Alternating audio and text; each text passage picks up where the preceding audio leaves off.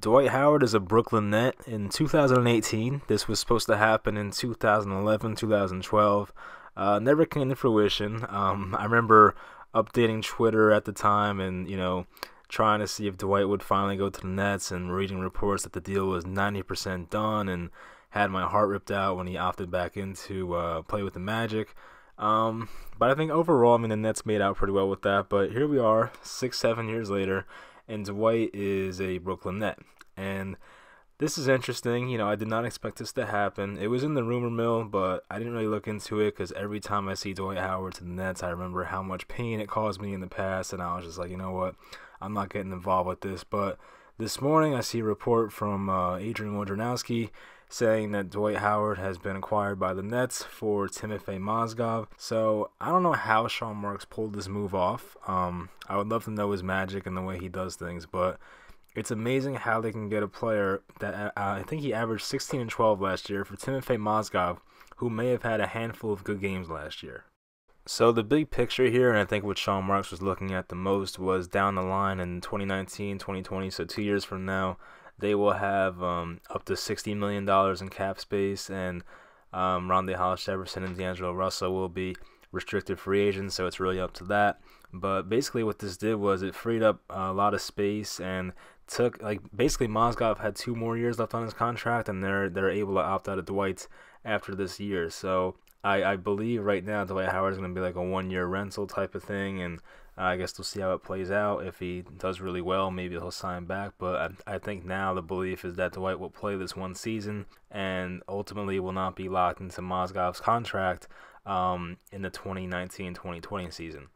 So you look at Dwight Howard, the player. He averaged 16 and 12 last year, which is pretty damn good. We'll take that for sure. But you see that he played on 3 teams the last 3 years, and since leaving Orlando, has not really found a steady home.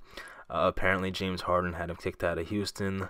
But really, Dwight Howard's an improvement from what we've had the last few years. Well, not a few years, but since last year. When Brook Lopez left, there was a huge void at center, and Mozgov was supposed to come in and just be good enough, and he was nothing close to that. He was given a chance to start, really didn't do anything. The Nets were getting killed by centers game in, game out. The Nets played guys like Jokic, who had a triple-double, I believe, against us. Playing Cousins and Davis was no fun. Dwight Howard himself, I think, put up like 30 and 26 against us. So we definitely needed help defensively, and we needed a big guy that can get us a lot of rebounds, offensive rebounds, and can just protect the paint, because that's what we're lacking. There was a lot of times where Quincy Acey, who's like 6'8", was playing center, and you really can't have that. So I think adding Dwight Howard is a good move, and I hope that his personality doesn't interrupt with the culture we have here, because I really like it. Sometimes Dwight Howard can be a bit of a jokester, they say, and I hope that he takes this seriously and is a good influence on the guys, and hopefully he can mentor Jarrett Allen. I think that's going to be another big part of it. I think Jarrett Allen's still only 20 years old, so to be mentored by a guy who's probably a future Hall of Famer and an 8-time All-Star, Dwight Howard is a great guy to teach Jarrett Allen. So I think in those aspects it could work, but there are concerns about it as well. So my overall takeaway on the trade is I don't know what the hell the Hornets are doing, but I'll take it. You look at the Nets roster now, it's really not that bad.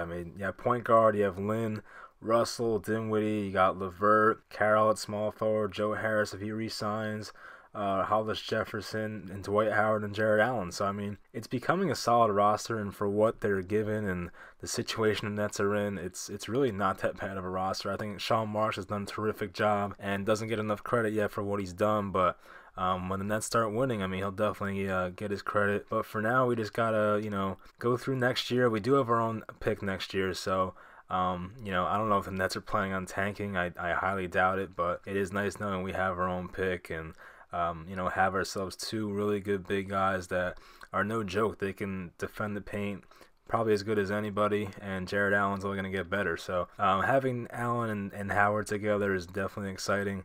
And knowing that the Nets are in the hands of Sean Marks is definitely a huge relief. when we had Billy King as our GM, you didn't know what the hell that guy was going to do, and I still don't know why he did that Celtics trade, but we're over that now, basically, and, it's kind of like Brian Cashman with the Yankees. Whatever move he does, I trust that it'll work out in the end, and I'm really starting to trust Sean Marks in that same way. So, It seems like right now he could do no wrong. I hope we stay on that path, and it's looking to be an exciting season for the Nets next year. We do have the draft, I think, tomorrow night, so I'll definitely come out with a reaction video for that.